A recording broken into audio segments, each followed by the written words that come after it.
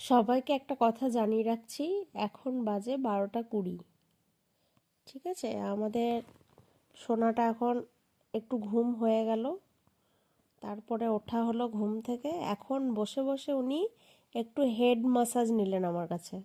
মানে এখনই ওকে একটু হেড ম্যাসাজ করে দেওয়া হলো ভালো করে, এই ঘাড়গুলো মাথাগুলো, হ্যাঁ, সুন্দর করে ম্যাসাজ করে দেওয়া হলো।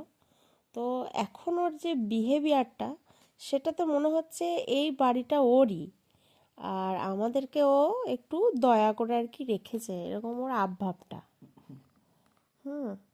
তো এরকম বিহেভিয়ারও মাঝে মধ্যেই করে, তো মাঝে মধ্যে আমাদের ফিল হয় যে আমরাই হয়তো ওর, মানে ও আমাদেরকে রেখেছে বলে আমরা এই বাড়িতে থাকতে পারছি, নাহলে ওর যেদিন মুড হবে ও আমাদেরকে কিন্তু বাড়ি থেকে বের করে দেবে। ওর বিহেভিয়ারটা এরকম মাঝে মধ্যে থাকে। ওর কি করা যায় এখন তাহলে?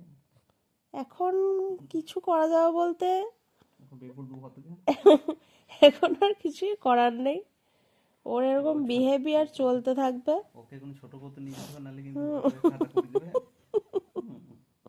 ওকে আবার রাত দুপুরে 2:30টার সময় 3টার সময় একবার ঘুমটা ভেঙে আমাদের ওকে একবার উম, ছোট পটি কাজ করতে বড় কাজ করাতে নিয়ে যেতে হবে বাইরে, তারপর আবার ওনাকে আবার নিয়ে এসে আবার বিছানায় শোয়াতে হবে।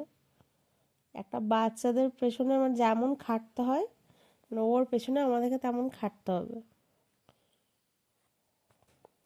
বেশ, যাই হোক, ওর এরকম কাণ্ডকীর্তি আরও চলতে থাকবে, আপনাদেরকে জানাতে থাকবো মাঝে মধ্যেই। আপাতত সবাইকে গুড নাইট, শুভরাত্রি।